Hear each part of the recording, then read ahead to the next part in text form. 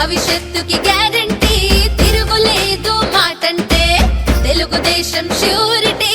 భయం లేదు బాబుంటే భవిష్యత్తుకి గ్యారంటీ, మహాశక్తి తోడుంటే తొలగిపోదా చీకటి.